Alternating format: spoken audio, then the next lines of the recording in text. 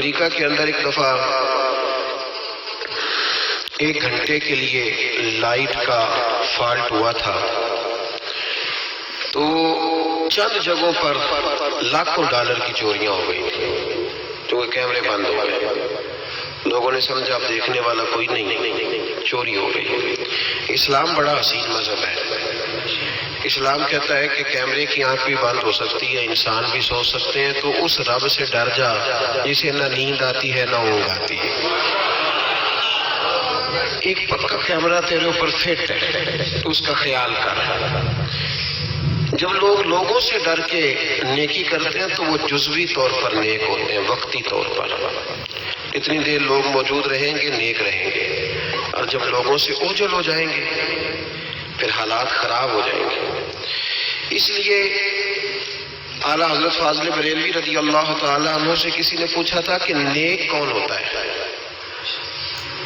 میری بات کی سمجھ آ رہی ہے آپ حضرات کو؟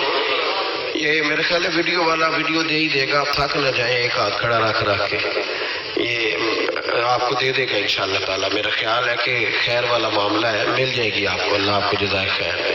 آپ تھک جائیں گے، اور ضروری تو نہیں نا ہر آدمی کو کیمرے کی آنکھ سے دیکھنا، کبھی کبھی ڈائریکٹ بھی دیکھ لینا چاہیے۔ اللہ آپ کو جزائے خیر عطا فرمائے۔ پھر وہ میسج آتے رہتے ہیں تو پھر بندہ وہ بھی پڑھنے لگ جاتا ہے تو الجھ جاتا ہے، اس لیے تھوڑی دیر توجہ رکھیں۔ اللہ تعالیٰ آپ کو جزائے خیر عطا فرمائے۔ یہ لائٹیں کم از کم بند کر دیں، آنکھوں میں پڑتی ہیں۔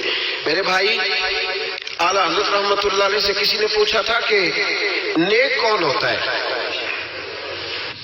نیک کون ہوتا ہے؟ جو مائک کے آگے آ کے بڑی اچھی اچھی باتیں کرے، پگڑی بڑی صاف باندھے، جو لوگوں پہ یہ روب ڈالنے میں کامیاب ہو جائے کہ میں تم میں سے اچھا ہوں، نیک کون ہوتا ہے؟ تو اعلیٰ حضرت رحمت اللہ تعالیٰ علیہ فرمانے لگے، یہ یاد رکھنا ہے آپ نے۔ اعلیٰ حضرت فرمانے لگے نیک وہ ہوتا ہے جس کی تنہائیاں صاف ستھری ہوتی ہیں، تنہائی جس کی پاک صاف ہو۔ لوگوں کے سامنے تو سارے نیک ہوتے ہیں، میں یہاں آیا ہوں تو میں نے کپڑے بدلے ہیں، وضو کیا ہے، دستار باندھی ہے، خوشبو لگائی ہے، لیکن مزہ تو تب ہے نا کہ جب میں صبح اٹھوں فجر کی نماز کے لیے، صبح فجر کے لیے جب میں اٹھوں تو پھر بھی میں یہ دیکھوں کہ میں اللہ کی بارگاہ میں جانے لگا ہوا، مجھے پھٹا لباس پہن کے نہیں جانا چاہیے۔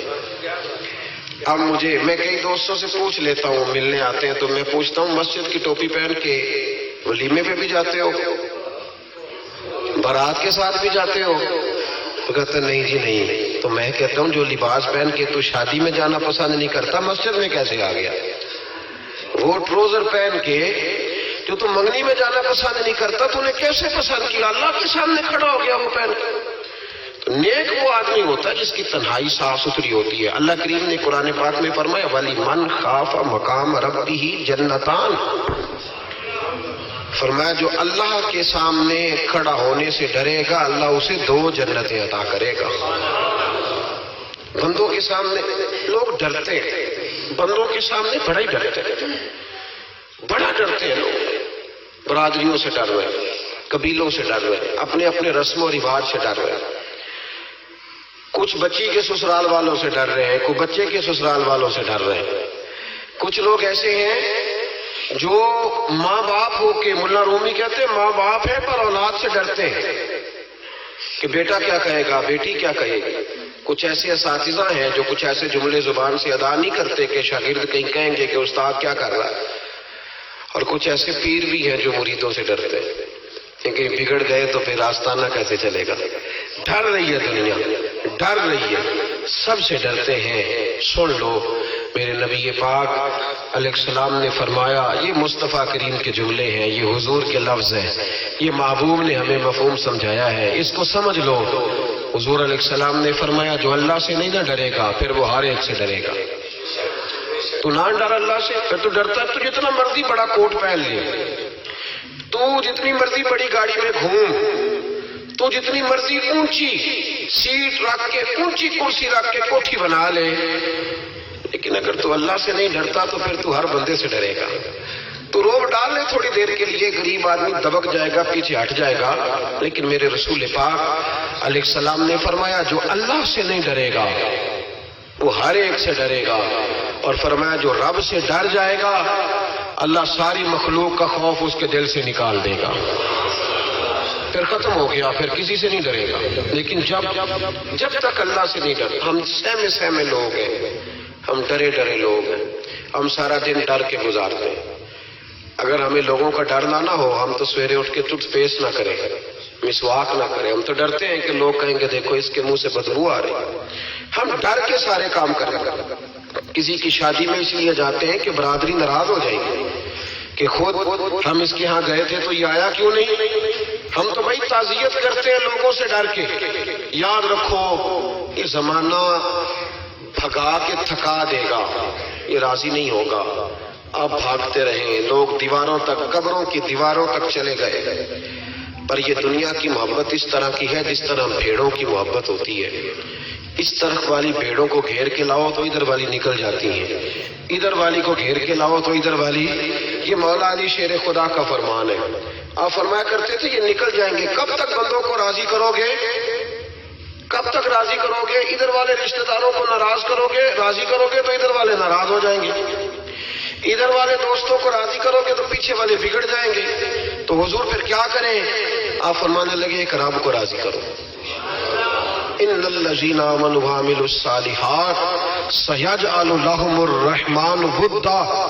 فرمایا اگر رب رحمان تم سے راضی ہو گیا تو لوگوں کے دلوں میں تمہاری محبت پیدا فرما دے، پھر لوگوں کے دلوں میں تمہاری محبت۔ اللہ کا خوف پیدا کرے، ڈرا کرے اللہ تعالیٰ سے، یہ ذہن بنائیں کہ میرا مالک مجھے دیکھ رہا ہے۔ حضرت جنید بغدادی رحمت اللہ تعالیٰ علیہ فرماتے ہیں جب میں اپنے ماموں سے مرید ہوا نا حضرت سر سختی سے، تو میں نے ان سے وظیفہ پوچھا۔ لوگ کہتے ہیں کہ کامل پیر نہیں ملتا، تو میں کہا کرتا ہوں کہ مرید ہی کوئی نہیں ملتا، کوئی مرید نہیں، سارے تویزوں والے ملتے ہیں۔ کہتے ہیں حضرت صاحب آپ مہربانی کریں ایسی پھونک ماریں کہ سویرے اٹھوں تو میرے پلنگ کے نیچے 2 توڑے نوٹوں کے پڑے ہوئے ہوں۔ تو یہ حضرت صاحب کو یہ والی پھونک آتی ہوتی تو وہ اپنے پلنگ پہ نہ مار لیتے، تو تیرے پلنگ پہ مارنا تھی ان کو یہ پھونک۔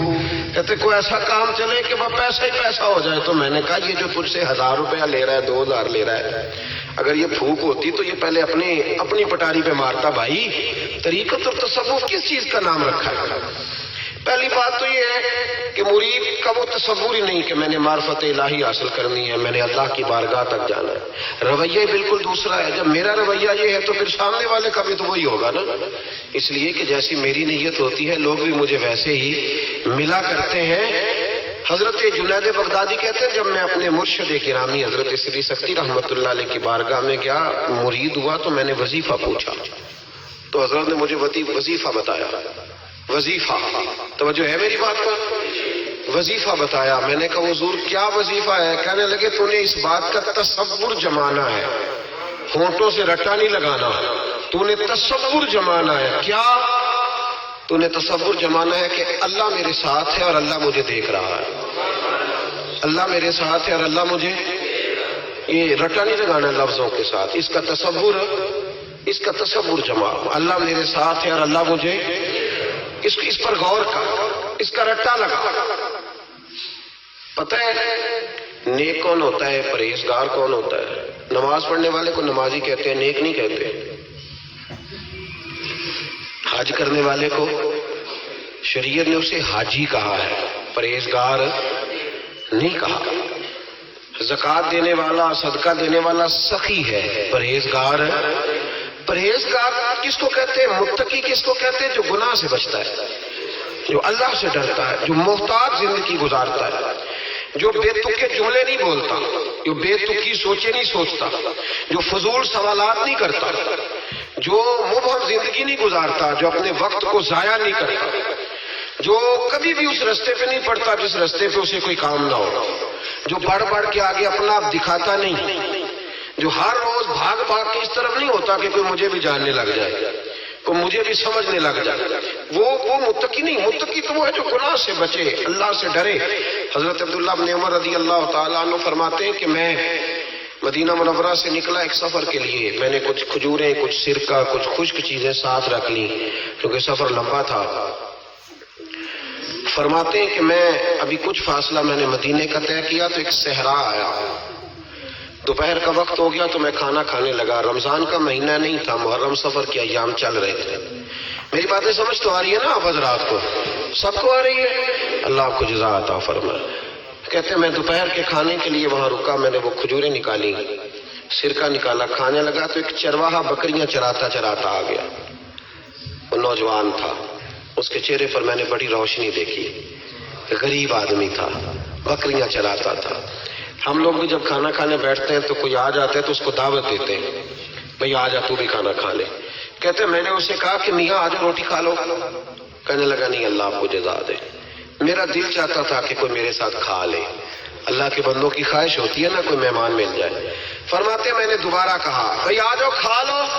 کہنے لگا نہیں حضور اللہ آپ کو جزا دے. میں نے دوبارہ تیسری دفعہ اصرار کیا, میاں تھوڑی سی کھا لے. کہنے لگا حضور اصرار نہ کریں, میں نے روزہ رکھا ہوا ہے. آج مزدور جو ہے نا ان سب نے رٹا لگا کے یہ سبق یاد کیا ہے کہ میں چونکہ محنت کرتا ہوں تو میں نام ہی رکھوں تو خیر ہے. رمضان کے روزے بھی مزدور چھوڑ دیتے. اللہ کسی شخص پر وہ بوجھ نہیں ڈالتا جو وہ اٹھا نہ سکے. رب بندوں سے پیار کرتے, اسے پتا تھا انہوں نے مزدوریاں کرنی ہیں. مزدور روزہ رکھ کے دیکھے, وہ دیکھے اسے کچھ بھی نہیں ہوگا.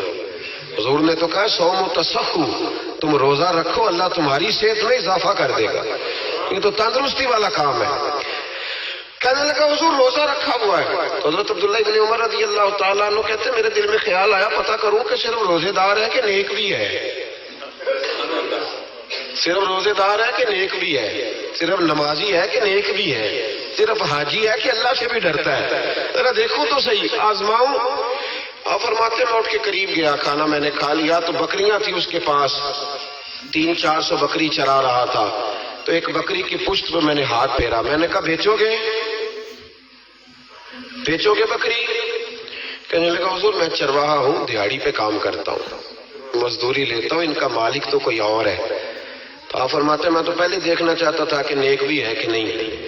تو میں نے اس سے کہا کہ بکریوں کے مالک سے کہہ دینا ایک بکری بھیڑیا لے گیا ہے, کہہ دینا مالک سے. تو آپ فرماتے ہیں جب میں نے اسے دیکھا نا تو غریب تھا, پھٹے ہوئے کپڑے تھے. دامان توکل کی یہ خوبی ہے کہ اس پر پیوند لگے ہوتے ہیں پر دھبے نہیں ہوتے. آپ فرماتے ہیں کہ میں نے کہا کہ کہنا کہ بھیڑیا لے گیا تھا. فرماتے ہیں کہ اس کا میں نے چہرہ دیکھا تو داڑھی پر ریت پڑی ہوئی تھی, سر پہ ریت تھی, کپڑے پرانے تھے, مکان بھی کچا ہوگا لیکن اس کے نظریات اتنے پختہ, باتوں میں اتنا اثر. فرماتے اس نے غور سے میرا چہرہ دیکھا اور پھر اس نے بکریوں کو چھڑی ماری اور بکریاں چلنے لگیں. وہ میں نے کہا میرے سوال کا جواب نہیں دیا. تو کہنے لگا حضور میں بکریوں کے مالک کو تو کہہ دوں گا بھیڑیا لے گیا ہے, اور جب کائنات کا مالک پوچھے گا تو پھر کیا جواب دوں گا؟ عرش کا مالک پوچھے گا تو پھر کیا جواب دوں گا؟ اللہ بھی تو پوچھے گا نا, تو اللہ کو کیا بتاؤں گا؟ حضرت عبداللہ ابن عمر رضی اللہ, ایک تقریر ہوتی ہے, میں لچھے دار خطاب کروں گا, میں بڑا زبردست اثر ڈالوں گا. آپ او بھائی زیادہ انقلاب تو عمل سے آتا ہے, زیادہ انقلاب تو عمل سے آتا ہے, زیادہ تو 2 منٹ میں لوگ انقلاب. حضرت عبداللہ ابن عمر کہتے ہیں اس نے کوئی تقریر نہیں کری.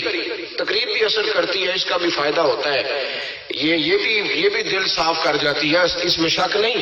لیکن جو عمل کے ساتھ تاثیر ہوتی ہے اس کا تو حسن ہی نرالا ہے. بات جو دل سے نکلتی ہے اثر رکھتی, پر نہیں طاقت پرواز مگر رکھتی ہے. تو کہتے ہیں وہ ایک جملہ اس نے کہا کہ اللہ پوچھے گا تو کیا جواب دوں گا. تو آپ فرماتے ہیں میں کانپنے لگا. حضرت عبداللہ ابن عمر, اور یہ وہ شخص ہے جن کو نبی پاک نے کہا رجل صالح. عبداللہ بن عمر نیک آدمی ہے, حضور نے کہا نیک آدمی ہے. حضرت عبداللہ ابن عمر کہتے ہیں میرے وجود کے رونگٹے کھڑے ہو گئے. میں سفر پر نہیں گیا بلکہ میں وہیں سے واپس ہو لیا اور میں سیدھا اس شخص کے میں نے مالک کا پتہ کیا کس کی بکریاں چراتا ہے. فرماتے ہیں میں نے معلومات کر کے پہلے وہ غلام خریدا, پھر وہ 400 کے لگ بھگ بکریاں خریدی, پھر میں نے اسے بلا کے وہ بکریاں تحفے میں دی. تو مجھے کہنے لگا یہ کیا ہے؟ تو میں نے کہا تو نے قرآن نہیں پڑھا؟ اللہ سورہ طلاق میں فرماتا ہے کہ تم مجھ سے ڈر جاؤ, میں ہر مشکل سے نکلنے کا تمہیں راستہ دے دوں گا. وَيَرْزُقْهُ مِنْ حَيْثُ لَا يَحْتَسِبُ, اور تمہیں وہاں سے روزی دوں گا جہاں سے تمہارا کبھی گمان بھی نہیں گیا ہوگا. فرمایا تو جو کہ اللہ سے ڈرتا تھا تو یہ رب کریم نے تجھے روزی عطا فرمائی ہے، یہ بکریاں اب تیری ہیں۔ بھائی خدا را اللہ سے ڈرنا سیکھیں، رب کریم کا خوف پیدا کریں۔ آپ یقین کریں، میں پولیس کی بات نہیں کرتا، ایم این اے کی ایم پی اے کی بات نہیں کرتا، لیکن غریب بھی جب اپنی بہو کو تانا دینے پہ آتا ہے تو حوصلہ نہیں کرتا، ایک آدھ بات پہ صبر نہیں کرتا۔ غریب کے ہاتھ میں بھی جب ڈنڈا آتا ہے اور کسی غریب سے جب وہ جھگڑا کرتا ہے تو وہ بھی پھاڑ دیتا ہے سر اور توڑ دیتا ہے ہڈیاں۔ ہم بڑے سخت ہوتے ہیں۔ ذرا تھوڑی دیر سائلنٹ کر دے موبائل، اللہ آپ کو زیادہ عطا فرمائے۔ سنیں میرے عزیز، خوف خدا پیدا کریں، لفظوں پہ پابندی لگانا سیکھیں، ایسے جملے زبان سے ادا نہ کریں جو سامنے والے کو ساری رات سونے ہی نہ دیں، ایسی باتیں نہ کریں جو اتنی تکلیف کا سبب بن جائیں کہ پھر ہمارے لیے آزمائش ہو جائے آنے والے وقت میں۔ میرے نبی پاک علیہ الصلوۃ والسلام نے ہمیں خوف خدا کا رستہ دکھایا ہے، ہمیں بتلایا ہے پاک صاف زندگی گزارنا چاہتے ہو تو اب سے رب سے ڈرو۔ ایک بزرگ تھے بغداد کے، شیخ حسن ان کا نام تھا۔ وہ جب نماز کی امامت کرتے نا، بغداد کی جامع مسجد کے امام تھے، جب امامت سے فارغ ہوتے تو کہتے ہیں اے اللہ میرے شہر کے اس تاجر کی 2 بیویوں پہ اپنا رحم فرما، اے اللہ میرے شہر کے اس تاجر کی 2 بیویوں پہ اپنا۔ تو شاگرد اکثر سنتے کہ ہر نماز کے بعد استاد جی دعا کرتے، شاگرد پوچھتے حضور اس تاجر کی وہ بیویاں، نہ تاجر کا نام نہ بیویوں کا پتہ، تو آپ فرماتے تمہیں کیا، میں دعا کرتا ہوں نا، جس رب کی بارگاہ میں کرتا ہوں اس رب کو تاجر کا بھی پتہ ہے، بیویوں کا بھی پتہ ہے۔ تو ایک دن سارے شاگرد اکٹھے ہو کے بیٹھ گئے، استاد جی آج بتائیں تو صحیح معاملہ کیا ہے، آج ذرا آپ بات تو کریں، معاملہ کیا ہے، وہ کون سا تاجر، کون سی بیویاں؟ تو شیخ حسن فرمانے لگے کہ بغداد کا ایک تاجر تھا، بے اولاد تھا۔ اللہ اکبر۔ تو وہ اکثر تجارت کی غرض سے ملک شام جایا کرتا تھا، اس کی اولاد نہیں تھی، کئی مہینے اسے ملک شام میں رہنا پڑتا تھا۔ اس کے دل میں خیال آیا کہ میں یہاں ایک نکاح ہی نہ کر لوں، میرے پاس اتنی مال و دولت ہے۔ تو وہ گیا، اس نے وہاں جا کے ایک شادی کر لی، مکان بنا لیا، نکاح کر لیا۔ پہلی بیوی کو بتا نہ سکا، یہ جو خواتین ہوتی ہیں بڑی جاسوس ہوتی ہیں، انہیں پتہ چل ہی جاتا ہے، ان کے پاس کچھ ایسے ذرائع ہوتے ہیں، بلکہ میں کہا کرتا ہوں کہ اللہ نے انہیں ہیس دی ہوتی ہے۔ یہ وہ جب مشین بنی تھی نا جھوٹ پکڑنے والی، تو اس وقت ایک بڑے دانشور نے کہا تھا، اس نے کہا تھا یہ غلط کیا گورنمنٹ نے مشین بنائی ہے جھوٹ پکڑنے، خاوند کا جھوٹ پکڑنا تھا تو اس کی بیوی سے بات کر لیتے، وہ فٹافٹ پکڑ لیتی ہے، اس کو پتہ ہوتا ہے کہ معاملہ کیا ہے، خاوند کو بھی پتہ ہوتا ہے۔ اور یہ محبت کا رشتہ ہے، اس میں نبی پاک صلی اللہ علیہ وسلم نے حضرت عائشہ صدیقہ رضی اللہ تعالیٰ عنہا سے کہا تھا کہ جب تم مجھ سے راضی ہوتی ہے تب بھی مجھے پتہ چل جاتا ہے، اور جب ذرا تیری توجہ اس طرف نہیں ہوتی تب بھی مجھے پتہ چل جاتا ہے۔ یا رسول اللہ کیسے؟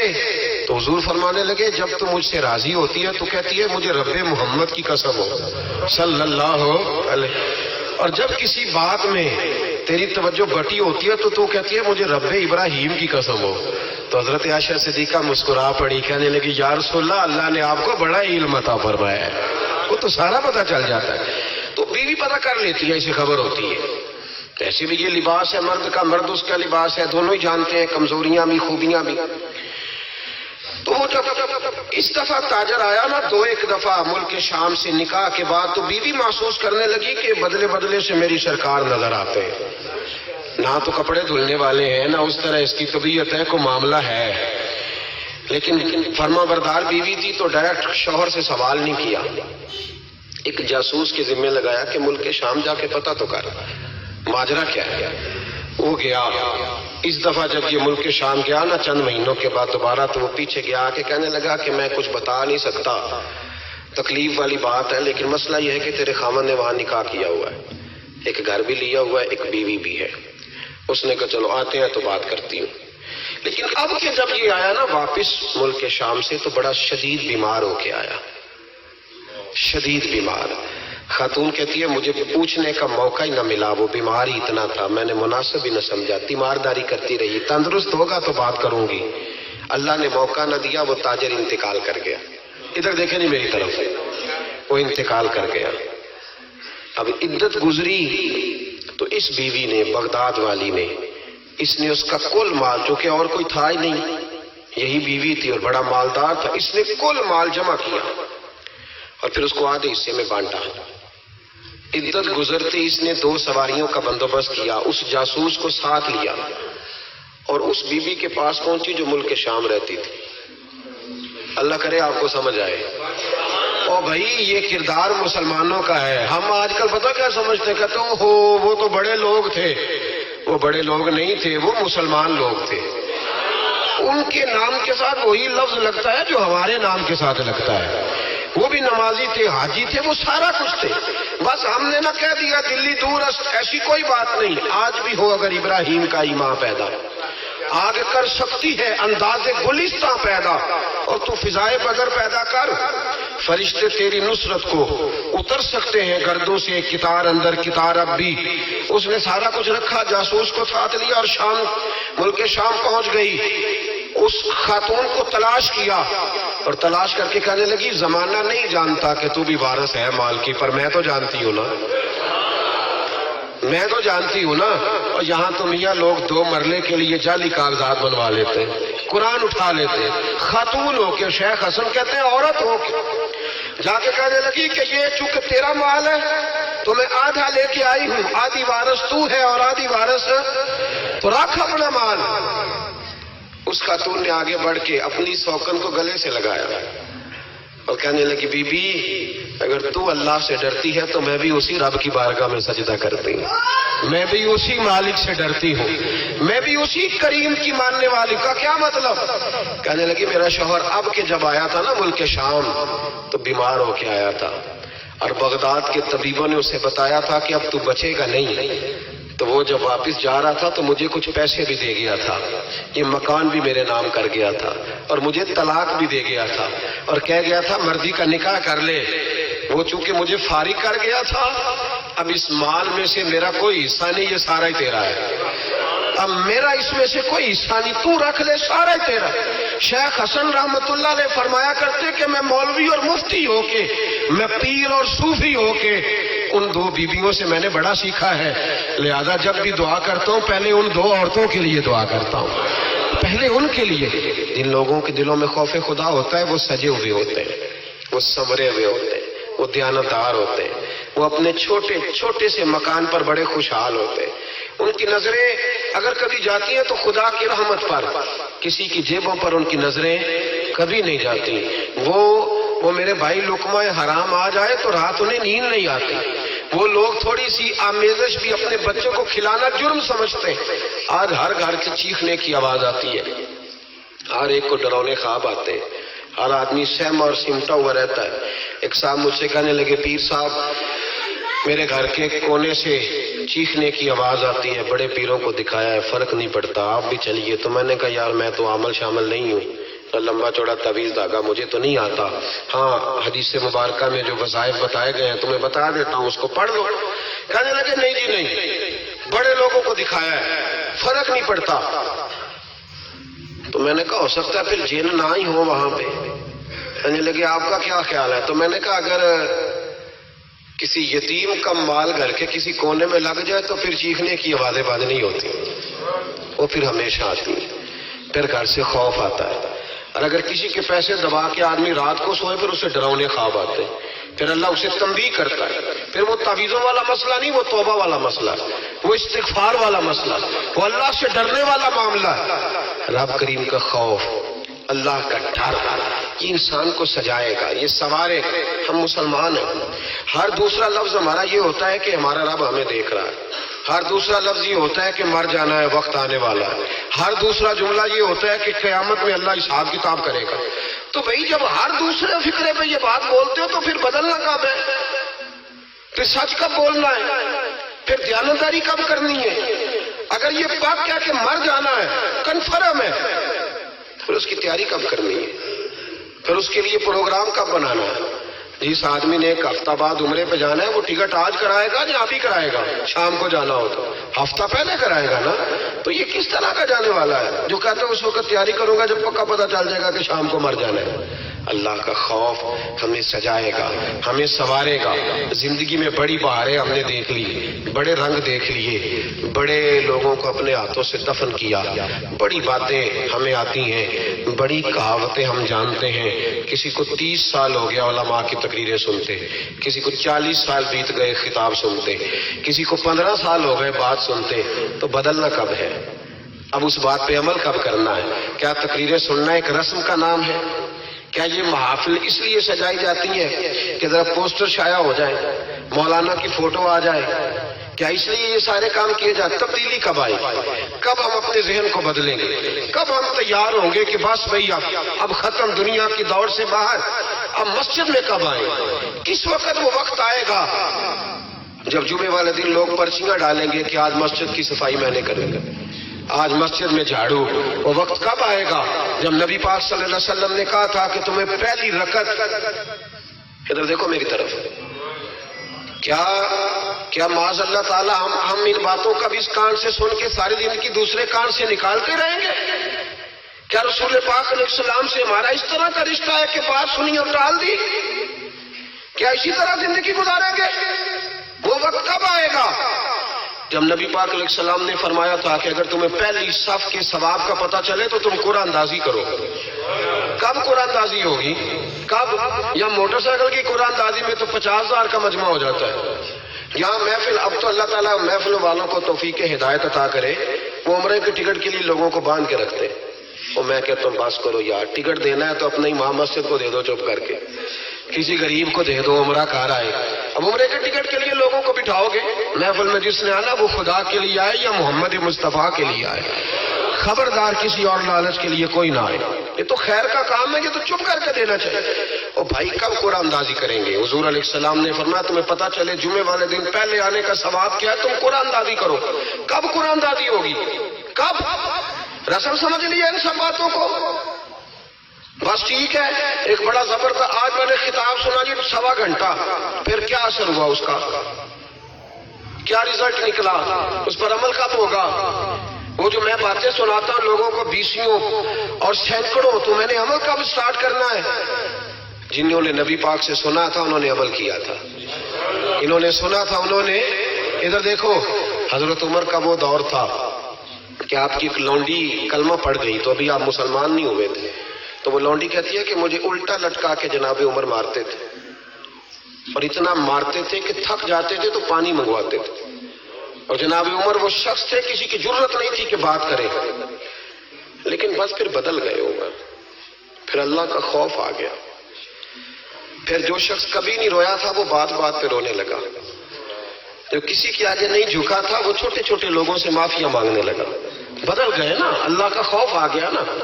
اب وہ اکڑی ہوئی گردن نہیں رہی، اب مسجد میں بھی آ کے یہ نکاح کے پیچھے ہٹو، تمہیں پتہ نہیں میں چودھری ہوں، یہ میری جگہ ہے۔ اب وہ بات بدل گئی، اب وہ رویہ نہ رہا۔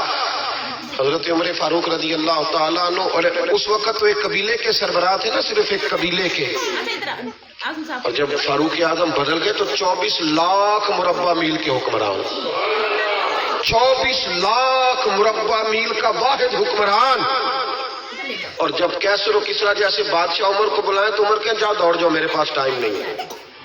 اور ایک دن رات کو چہرے پہ نقاب ڈال کے نا تو مسجد کی گلیاں گھوم رہے تھے عمر فاروق،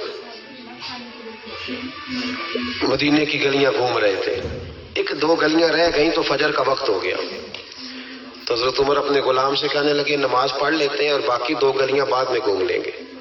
حضرت عمر نے امامت کرائی تو نقاب اسی طرح چہرے پہ۔ ایک گلی سے گزر رہے تھے تو ایک بوڑھی اماں بیٹھی ہے خیمے میں، بوڑھی کچھ چہرے سے پریشان لگتی ہے، تو حضرت عمر غلام سے کہنے لگے اسے پوچھو کیوں پریشان ہے؟ ہمارا تو اپنا ابا پریشان رہتا ہے، ہم پوچھتے نہیں، ہم نہیں پوچھتے، ہماری اپنی اماں روتی رہتی ہے کہ چلو 2 گھڑیاں رات کو آ کے بیٹھے گا میرے پاس، لیکن وہ آتا ہے 2 درجن کنوں لے کے اور سیدھا اپنے کمرے میں جاتا ہے اور بیگم صاحبہ سے کہتا ہے کہ یہ 6 اماں کو بھی دے آؤ، اس نے کون سا کھانے ہیں، تو وہ پلیٹ میں لے کے آتی ہے۔ پھر ماں کا دل ٹوٹتا ہے کہ یہ کمائی تو میری تھی، یہ تو بوٹا میں نے پالا تھا، لیکن یہ کس بیوپاری کے ہاتھ چڑھ گیا۔ ہم تو اپنے ماں باپ کو ٹائم نہیں دیتے، لیکن جب لوگ اللہ سے ڈرتے تھے رویہ کیا کیا۔ حضرت عمر فاروق رضی اللہ تعالیٰ عنہ خادم سے کہنے لگے بوڑھی سے پوچھو. تو پوچھا اماں السلام علیکم. وعلیکم السلام. اماں کیا بات ہے؟ تو اماں کہنے لگی جاؤ دوڑو، تمہیں کیوں بتاؤں، دیہات کی سیدھی سادی بیوی، جاؤ بھاگ جاؤ. کہا نہیں اماں مہربانی کرو، اندر تو آنے دو. بڑی منت کے بعد اماں مانی. عمر فاروق عام آدمی نہیں جس سے دنیا کامتی ہے. حضرت عمر اندر گئے. اماں کیوں پریشان ہو؟ تو اماں کہنے لگی تمہیں کیوں بتاؤں، میرا اپنا دکھ ہے. چل اماں بتا دے، تیری مہربانی. تو اماں کہنے لگی میں ایک بیوہ ہوں، بے اولاد ہوں، کوئی میرا سہارا نہیں. مجھے عمر فاروق سے بڑی شکایت ہے. میرے اوپر 25 دینار کا قرضہ چڑھ گیا ہے اور 3 دن ہو گئے میں نے روٹی نہیں کھائی، اور عمر نے میری خبر نہیں لی. حضرت عمر کو پتہ چل گیا لوارث ہے، اس کا کوئی 2 4 10 ہزار ووٹ کوئی نہیں. ایک میکے سے 6 مربے نہیں لے کے آئی، ایک اکیلی تنے تنہا.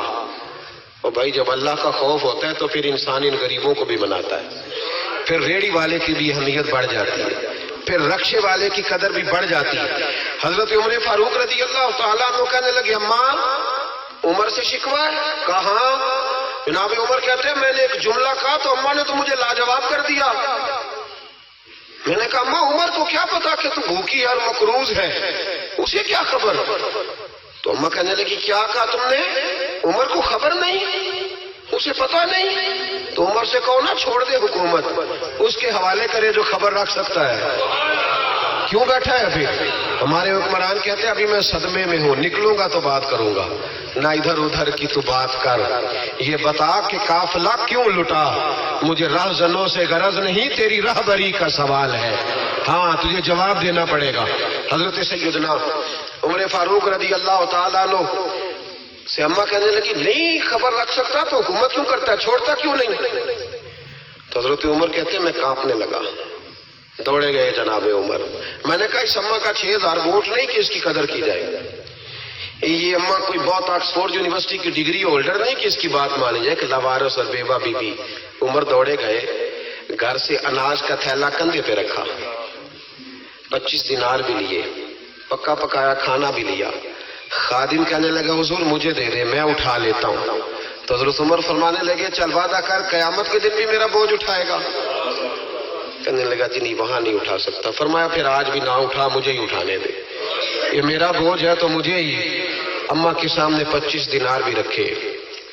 پھر اماں کو حضرت فاروق اعظم نے 2 مہینے کا راشن بھی دیا، پھر پکا پکایا کھانا بھی دیا. معمولی آدمی کی بات نہیں کر رہا، 24 لاکھ مربع میل کا حکمران. حضرت عمر مدینے میں بیٹھ کے کبھی للکار دیں تو کیسر و کسرا کی ٹانگیں کانپے. جناب عمر فاروق رضی اللہ کھانا کھلا کے اماں چارپائی پہ تھی تو عمر نیچے بیٹھ گئے. کہنے لگے اماں چل عمر کو معاف کر دے، چل چل جانے دے، کوئی عرض نہیں، بیچارے کو پتہ نہیں چلا. تو اماں کہنے لگی تو نے پھر عمر کا ذکر چھیڑ دیا. بیٹے میرے گھاؤ بڑے گہرے ہیں، میرے زخم بڑے سخت ہیں، کلیجہ پھٹے تو تجھے دکھاؤں کتنی تکلیف میں ہوں. میں تو پکا ہوا پھل ہوں، کسی وقت بھی دنیا سے چلی جاؤں گی. میں نے عمر کو معاف نہیں کرنا. جب میں قبر میں جاؤں گی نا، نبی کریم علیہ السلام آئیں گے تو میں عمر کی شکایت کروں گی. میں کہوں گی حضور اس سے پوچھئے یا رسول اللہ بیوہ اور بوڑھی کا خیال ہی نہیں کیا. تو آپ کے غلام کہتے ہیں میں نے عمر کو کبھی اتنا روتے نہیں دیکھا جتنا آج روئے. کہنے لگے اماں عمر کو میں جانتا ہوں وہ کمزور ہے، یہ شکایت نہ لگانا، وہ کمزور ہے، مقابلہ نہیں کر سکے گا، یہ شکایت نہ لگانا، چل معاف کر دے. تو اماں کہنے لگی اچھا تو مجھے کچھ اچھا لگتا ہے، جا تیری خاطر عمر کو معاف کیا، تو پیارا لگا ہے، جا معاف کیا، تیری خاطر معاف کیا، تیری خاطر عمر کو معاف کیا. حضرت عمر فاروق کہنے لگے مجھے لکھ کے دو. کون اتنے جتن کرتا ہے؟ کون؟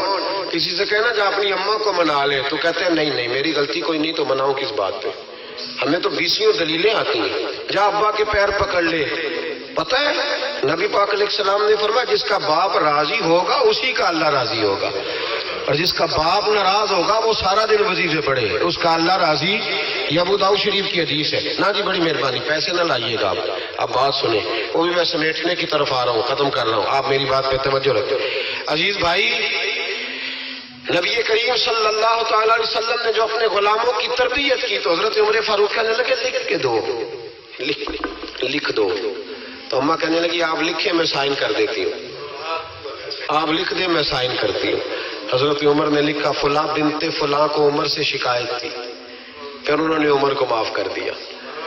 اماں سائن کرنے ہی لگی تھی کہ مولا علی شیر خدا آ گئے، حضرت عبداللہ ابن مسعود آ گئے۔ اوہو عمر یہاں بیٹھے ہوئے ہو، میں سارے مدینے میں تلاش کر رہا تھا، یہاں بیٹھے ہو، وہ کچھ لوگ ملنے آئے، نکلو۔ اماں نے سنا کہ یہ عمر تھے تو اماں اٹھ کے کھڑی ہو گئی، آئے ہائے عمر تھے، آپ عمر تھے؟ تو جناب عمر کہنے لگے اماں تو نے جو کہا ٹھیک کہا، لیکن اپنے وعدے پہ قائم رہا، یہ ذرا سائن کر دے۔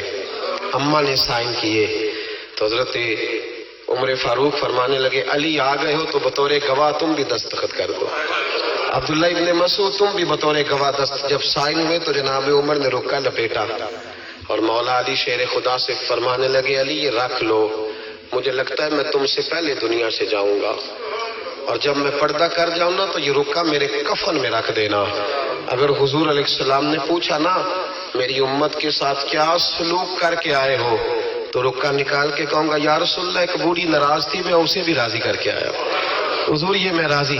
بھائی جب تک ہم اللہ سے نہیں ڈرتے معاشرہ اصلاح پذیر نہیں ہو سکتا، جب تک یہ وظیفہ پک نہیں جاتا کہ اللہ میرے ساتھ ہے اور اللہ مجھے دیکھ رہا ہے، تب تک حالات بہتر نہیں ہو سکتے۔ جب انسان یہ وظیفہ پکا لیتا ہے تو پھر چونٹی پہ بھی ظلم نہیں کرتا، پھر وہ گدھے کو ڈنڈا مارتے ہوئے بھی سوچتا ہے، پھر میرے بھائی وہ پھر احساس کرتا ہے کہ جانور کی وجہ سے ہی نہ قیامت میں پوچھ لیا جائے۔